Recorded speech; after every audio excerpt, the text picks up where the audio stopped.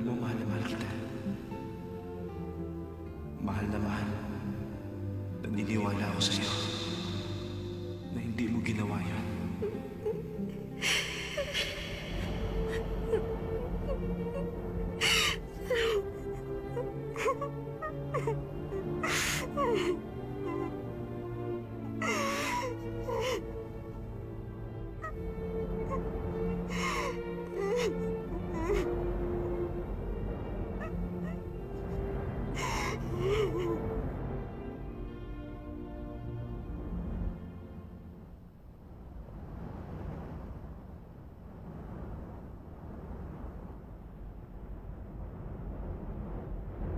Nakita mo ba siya? Wala siya.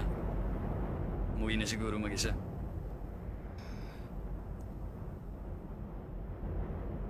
Paano na yan?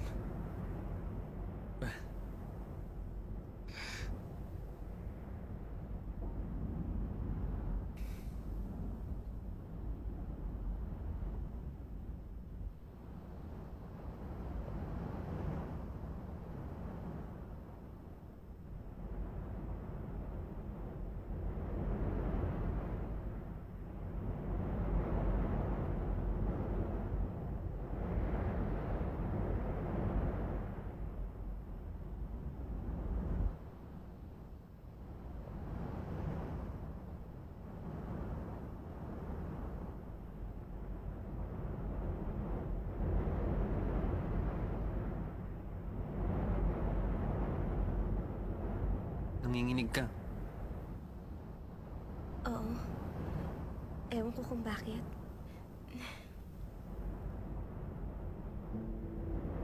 Huwag kang mag-alala.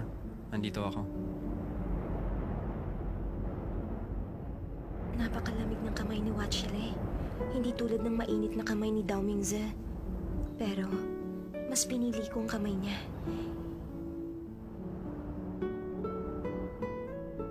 Hindi ko na ulit makikita ang ngiti ni Dao Mingze.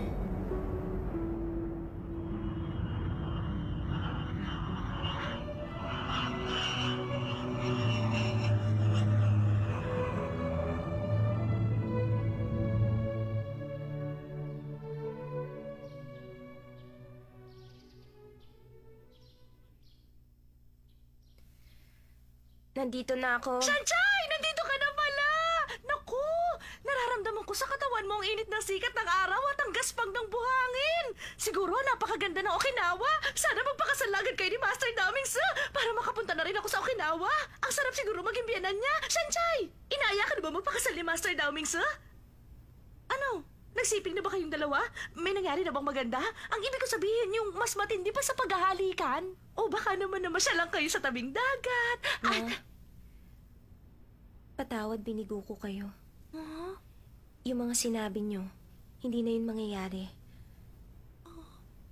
Pagod po ako, gusto ko na magpahinga.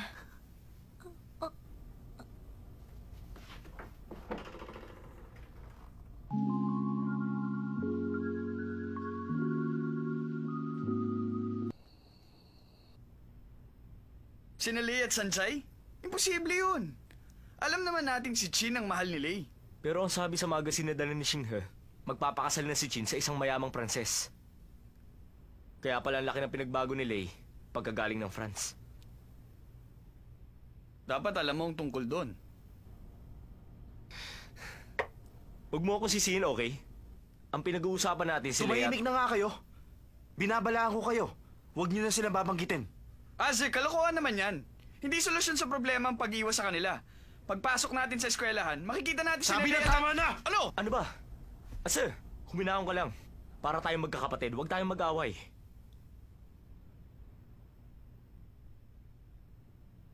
Tama kayo. Hindi tayo dapat mag-away. Pero, hindi ko mapapatawad ang ginawa ni Wansilay.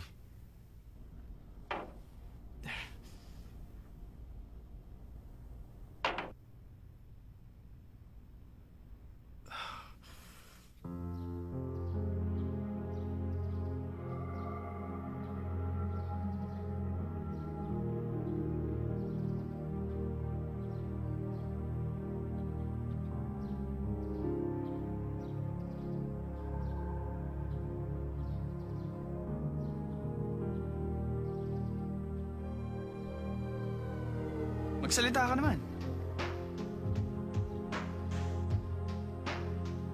Le, sa tingin ko Tama dapat... na. Mula ngayon, hindi na kita kaibigan. Nagawa mo akong traitor rin.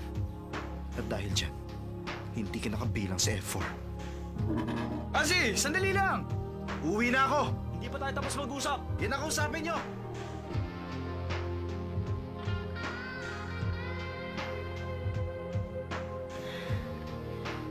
Nakukonsensya ako sa ginawa ko kay Daomingze. Sinaktan ko siya. Dapat akong humingi ng tawad.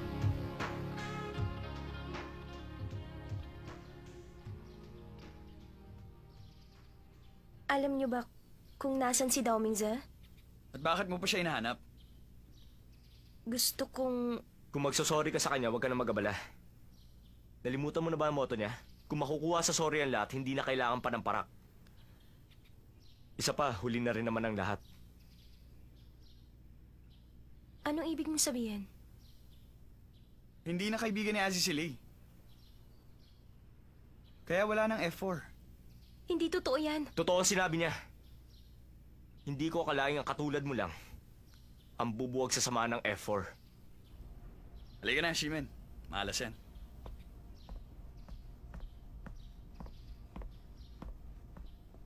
Tinanggal sa Watchelay sa F4. Ako ang dahilan kung bakit siya natanggal. Pero, hindi ko naman sinasadya yun. Anong gagawin ko?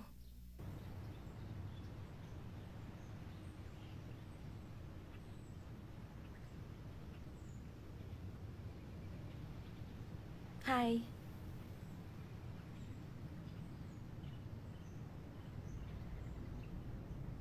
Gusto mo?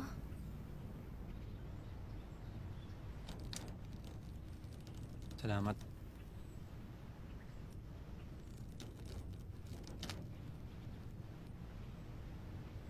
Sorry sa nangyari. Balita ko tinanggal ka na sa F4. Kasalanan ko ang lahat. Bakit ka magsasorry?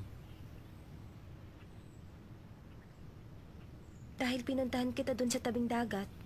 Hinalikan kita dahil gusto ko. Hindi mo kasalanan yun.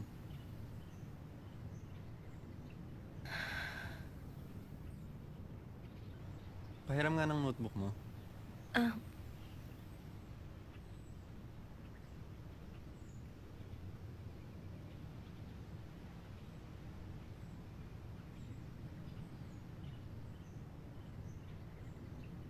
Ganito ang mukha ni Ase. Siguro, ganito na itsura niya ngayon.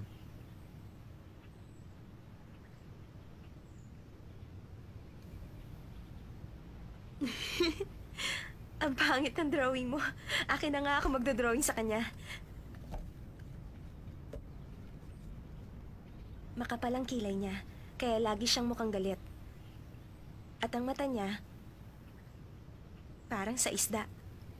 At parang pineapple ang buhok niya.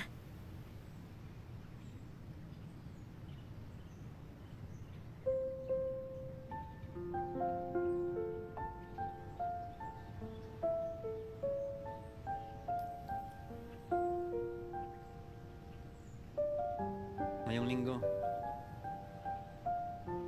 mag-date naman tayo.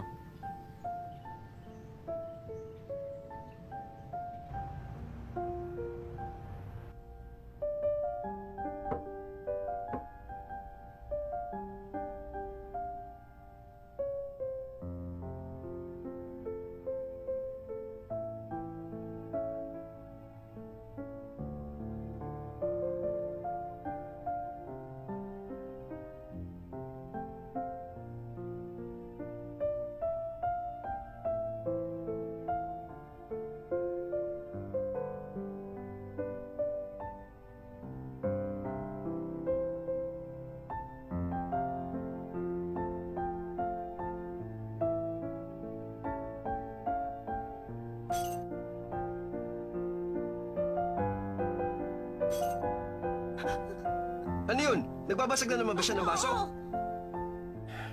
Nasubaybayan ko ang paglaki ng batang yan. Pero ngayon ko lang nakita na nagkakaganyan siya. Talaga kayang may problema siya sa pag-ibig? Hayan, nagbabasag na naman siya. Anong dapat natin gawin?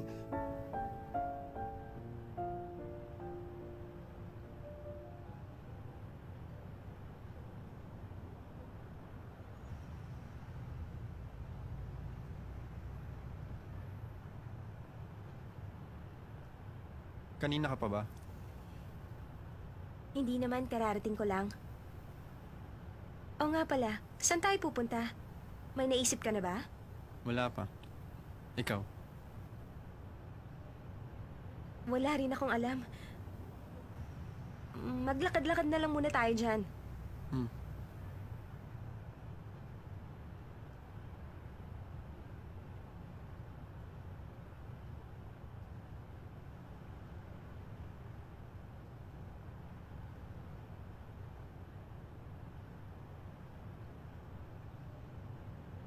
Napakagwapo talaga ni Watchelay.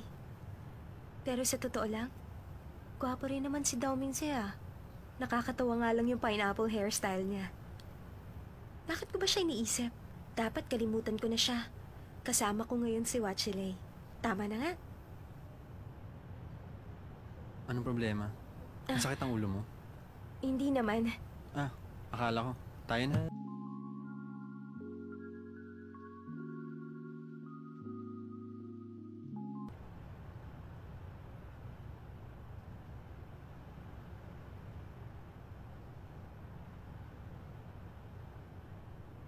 Kanina pa siya hindi nagsasalita. Ang tahimik naman niya. Sansay.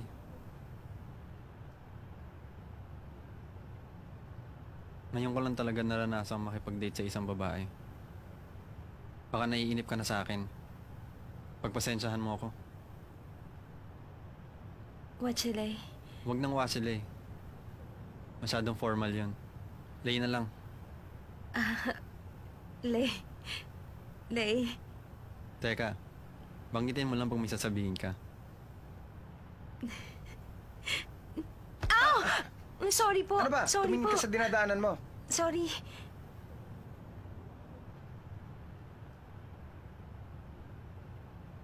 Hindi ganito ang mangyayari kung si Dao Mingze ang kasama ko.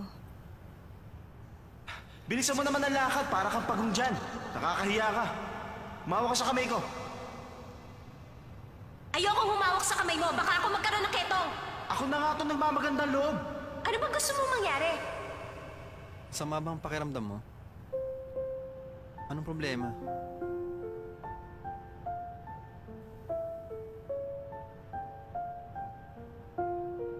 Bakit hindi ko siya makalimutan?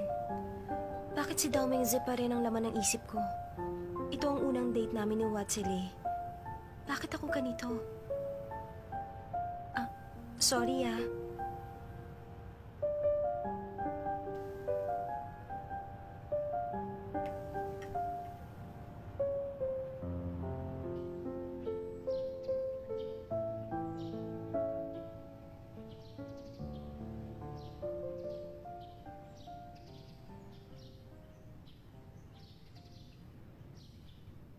Nakakabingi na ang katahimikan. Kailangan ko nang magsalita. Biglang nagbagong panahon, no? Mukhang ulan pa yata.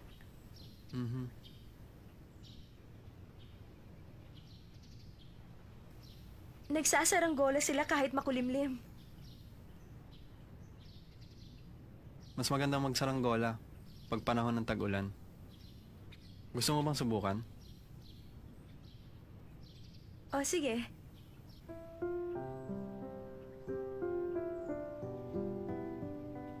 Ang galing naman! Ngayon ko lang naranasan magpalipad ng saranggola. Masaya ka ba? Oo, masayang masaya. Noon pa man natutuwa na ako sa saranggola. Ang ganda, hindi ba?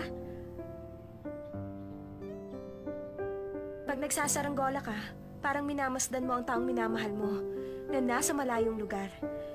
Kahit napakalayo niya, alam mong laging may pag-asa. Dahil hawak mo ang pising nag-uugnay sa inyo. Hanggat hindi napuputol ang pising yan, may pag-asa ka pa. Parang si Chin, ang saranggolang yan. Kahit na malayo siya sa iyong paningin, may pisi pa rin sa puso mo. na laging nag-uugnay sa inyong dalawa.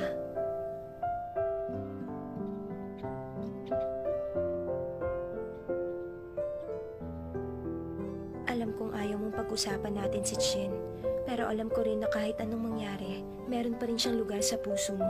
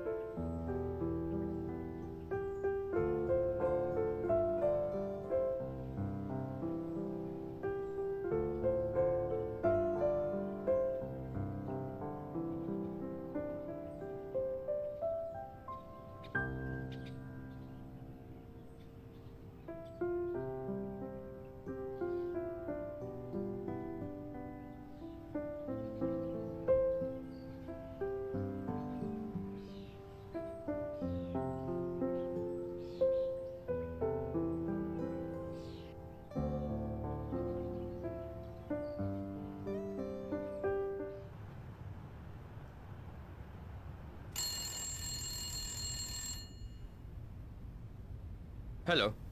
Ano? Nandyan na siya? Sige, sasalubungin ko. Miss, maligayang pagdating po, miss. Siguradong pagod na pagod kayo. Hindi ka talaga marunong dumiskarte. Nakiusap ka na umuwi ako rito kaagad. Hindi mo ba alam na sinira ng tawag mo ang buong schedule ko? Sino ba talaga ang miss dito? Ikaw o ako? Ikaw ba ang nagbibigay ng utos o ako na amo mo? Wala na bang batas sa bahay na ito? Pasensya na po, miss. Hindi na po mauulit. Miss, gusto ko lang pong malaman ninyo yon. Hindi ko na po kasi alam ang gagawin. Nag-aalala na ako sa kapatid ninyo. Sige, tumahimik ka na. Nasabi mo na yan sa akin sa telepono. Iniwan siya ng babae. Problema ba yon? Hindi po, miss. Ganito po yon. Ang babaeng yun ang first love ni Asi. At sa nakikita ko, umibig talaga sa... ayoko pong masira ang buhay niya. Sira ulo talaga yan si Asi. Tama po ang sinabi niyo, nababaliw na siya. Sinubukan po namin siyang kausapin pero ayaw niya kaming pakinggan. Nagpapakalasing siya at pagkatapos magwawala siya. At ang masama pa nito, 1,000 crystal glass na po nababasag niya. Pag hindi po siya tumigil, baka yung mga antique face naman ang mabasag niya. Narinig niyo, nagbabasag na naman siya. Miss, nakikiusap ako, kausapin niyo siya. Hayaan mo siyang magbasag doon. Ewan ko ba kung bakit may siraulo sa pamilya namin. Ihanda mo ang pampaligo na may essential oil. At tawagin mo ang beautician ko. Kailangan ko ng spa. Para ma-relax. At ibigay mo sa kanya yung crystal glass na galing France para basagin niya. Opo, miss. Ibibigay ko sa kanya kaagad.